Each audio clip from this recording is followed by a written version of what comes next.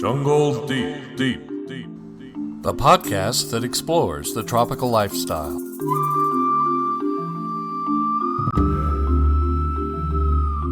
Hello, this is your host, Dr. Jones. I am not the now famous Dr. Jones of the movies. No, that's not me. You see, Indy is my brother.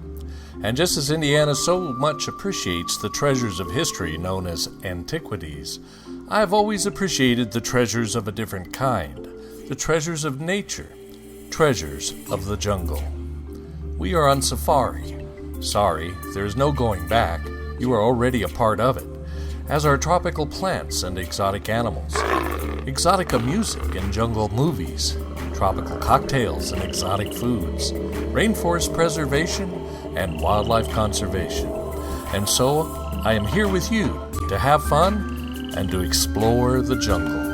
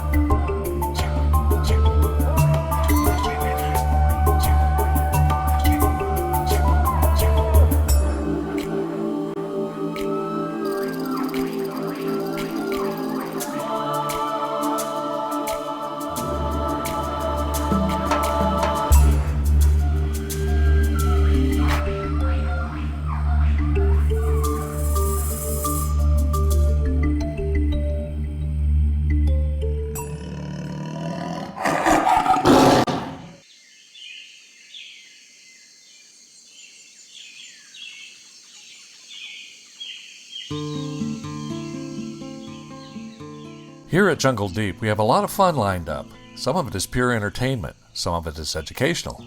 Also, we'll be hearing from both professional and amateur keepers of wildlife and propagators of tropical plants. I'm going to tell you about it later in the show. However, from time to time, I will be injecting some personal commentary on environmental news and information. We will have our moments of sober reflection and contemplation. It is my hope that the show will inspire us all to do more to help save the remaining rainforest and her creatures. I have been an environmental educator for some 18 years.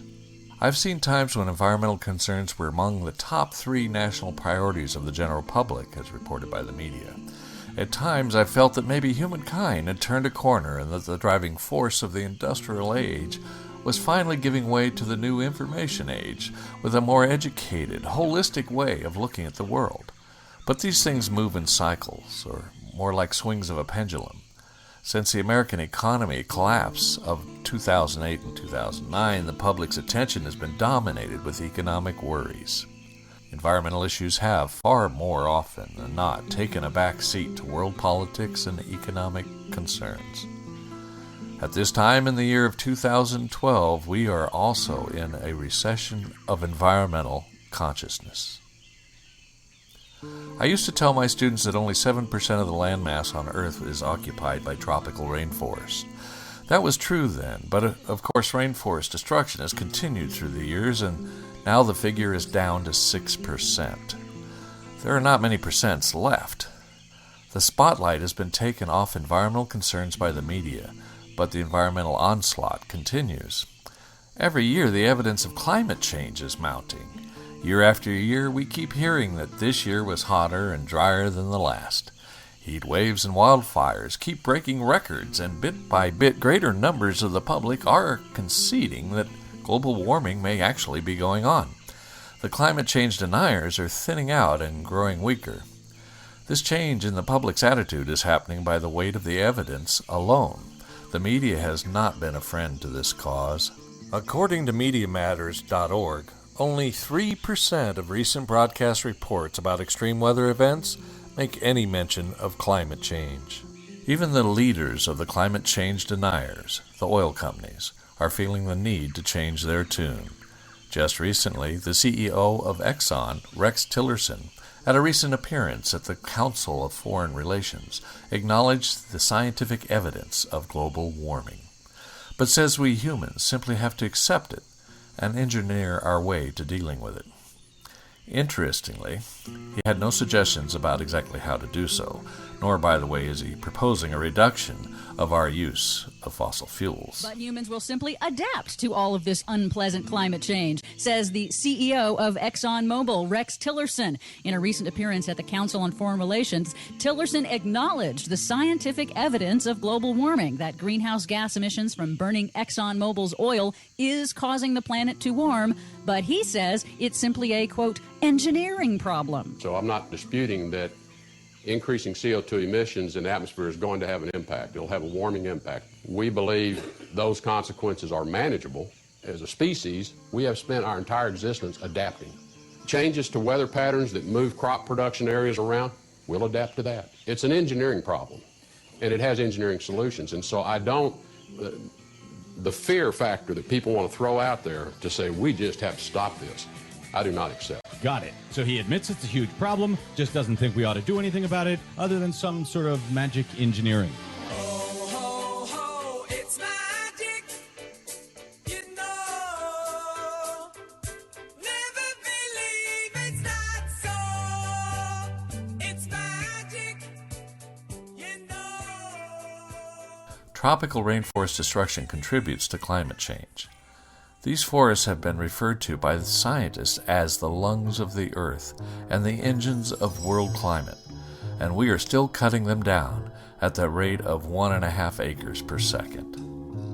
World Resources Institute has been monitoring and reporting on environmental concerns for many, many years. Their tagline is working at the intersection of environment and human needs. If you want to know the status of something, they're one of the go-to groups of experts.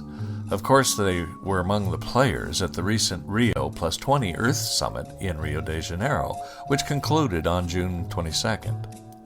The Earth Summit, otherwise known as the United Nations Conference of Sustainable Development, was attended by more than 100 heads of state and tens of thousands of representatives from government, business, and civil society. They came together over 2 weeks in Rio to advance solutions on sustainable development.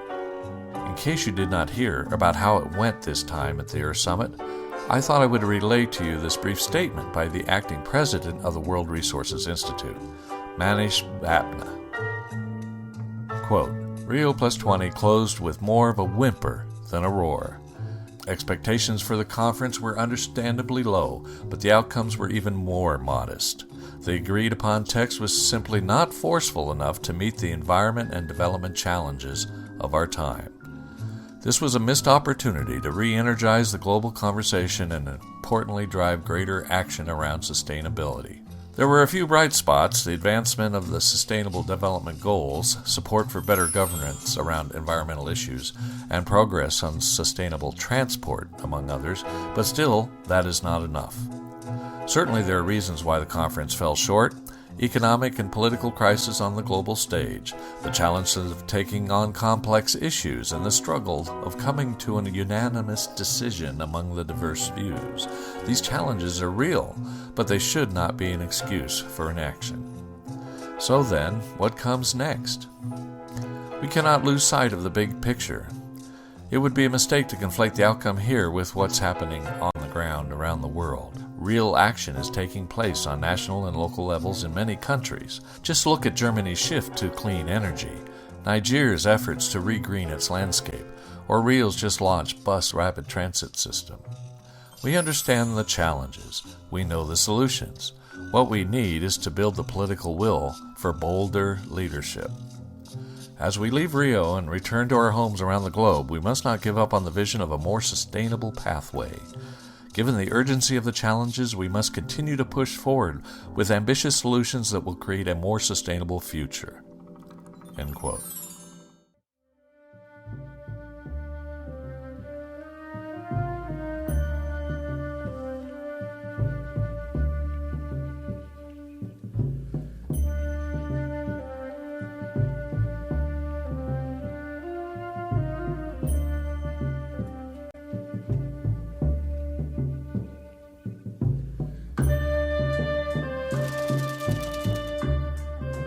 So, listeners, there you have it. At a time when the need for environmental action is going critical our leaders seem less able than ever to lead.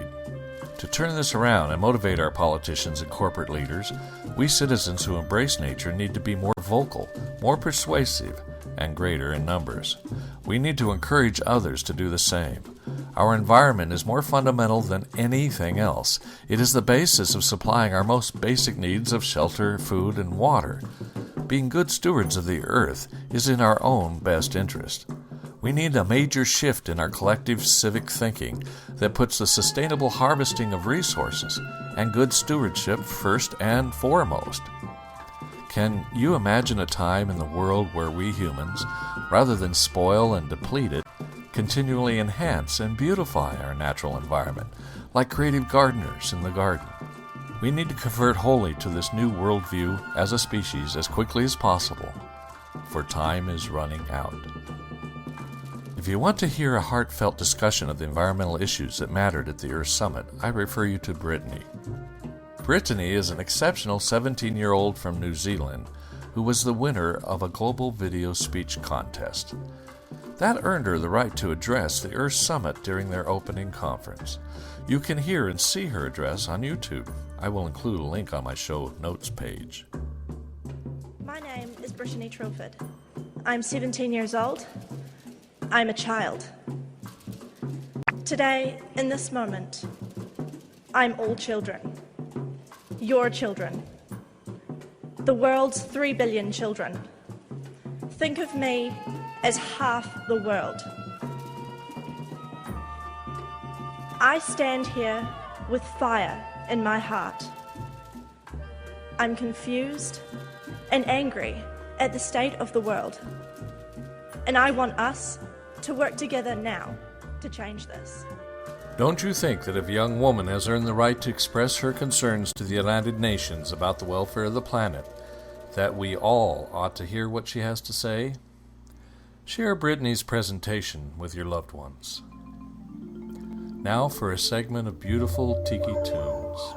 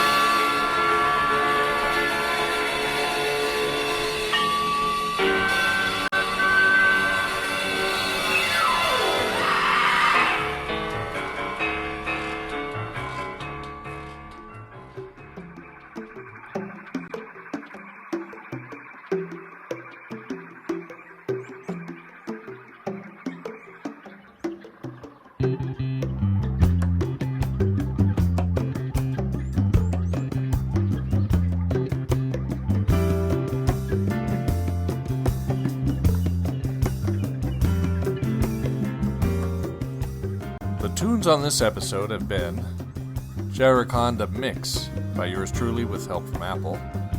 From the Rainforest Awakening album, Serenade for the Quiet One Who Listens by Gerardo, Miguel, Maza. Magic by Pilot. Tiki, Gene Rain's group. Face Beside the Fire, Don Ralke. Beautiful Kahana by Arthur Lyman. Black Orchid, also by Arthur Lyman, and a more modern Tiki piece called Slip Into Something More Comfortable by Kinobe. Babaloo by Arthur Lyman again, and the last one to play, Jungle Julie by Don Tiki.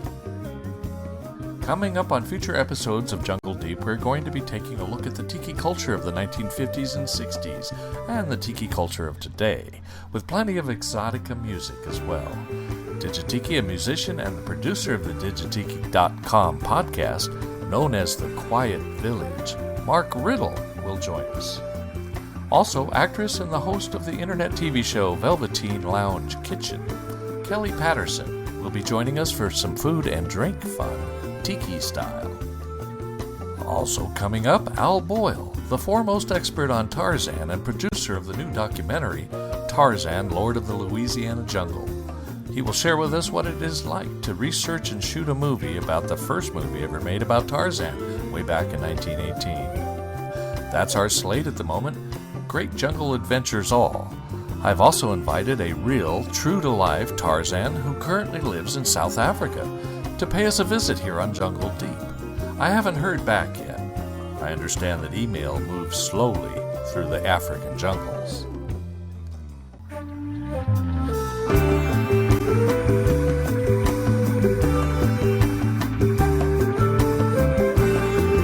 Sure to share Jungle Deep podcast with your friends and co-workers. This show is my creation and at my personal expense. It is not currently subsidized by any business or organization. Audience growth is especially important for Jungle Deep to succeed and prosper. So share the show. If you like what you hear and would care to buy me a cup of coffee to help keep me going, you may mail me a small donation. And I will include a shout out for you about your favorite environmental or wildlife conservation group on an upcoming episode. Details are on the Jungle Deep webpage. You can see beautiful photos and learn more about Jungle Deep at our website, calaverasgold.tv. Now that's Spanish. Calaveras, C-A-L-A-V-E-R-A-S, gold, G-O-L-D.tv. You gotta check it out.